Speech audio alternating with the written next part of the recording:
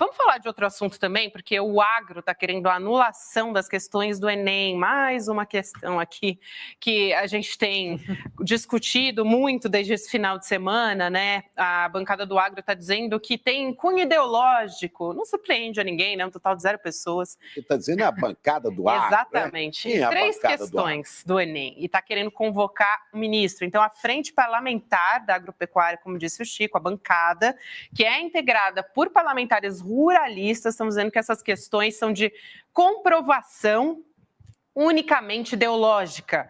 A questão 89, por exemplo, abordou os fatores negativos do agronegócio no Cerrado, mencionando, por exemplo, a superexploração dos trabalhadores, as chuvas de veneno, assim, apontando, né, para os agrotóxicos que são utilizados pelo agro. A 71 está falando da nova corrida espacial financiada por bilionários, discutindo as perspectivas que ela aponta, e a questão 70 do Enem, da prova, tem como mote, como objetivo, falar do avanço da cultura da soja e também do desmatamento da Amazônia. E aí, eles não gostaram muito, né? Inclusive, o senador Sérgio Moro se pronunciou, claro, nas redes sociais a favor da anulação, junto com a bancada do agro.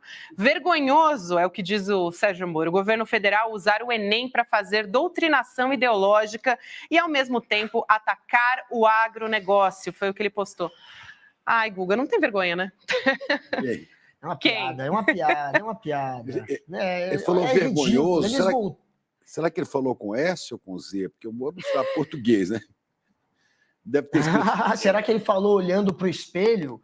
Porque vergonhoso é esse tipo de posição. O que a gente tem, mais uma vez, é essa turminha da extrema-direita acéfala, que não tem como fazer uma discussão política de alto nível apelando para a guerra cultural. Eles estão voltando para aquilo que fez com que eles aparecessem para a população, que é travar uma guerra, basicamente uma guerra de comportamento e uma guerra cultural. E o principal alvo, desde o início, foram os professores, que eles chamam de doutrinadores. A perseguição ao Enem começa em 2015, quando o Enem faz uma questão onde eles colocam uma frase da Simone de Beauvoir, que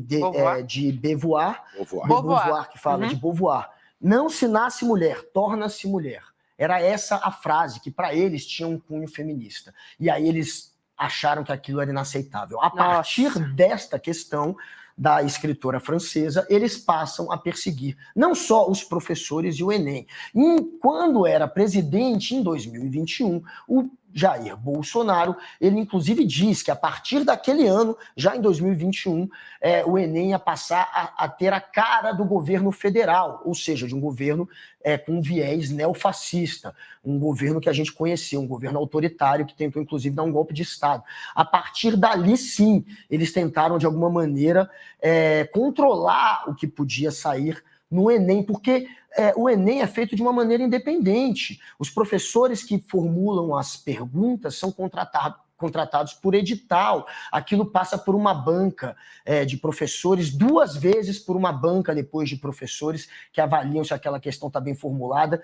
Enfim, é feito de uma maneira que se desvincula do Estado e do governo. A partir da perseguição da extrema-direita, que passa a chamar professor de doutrinador e atacar o Enem, e aí sim, com a eleição do Bolsonaro, eles tentam aparelhar essa questão. Mas agora, com o governo Lula, voltou a ter a liberdade que tinha antes.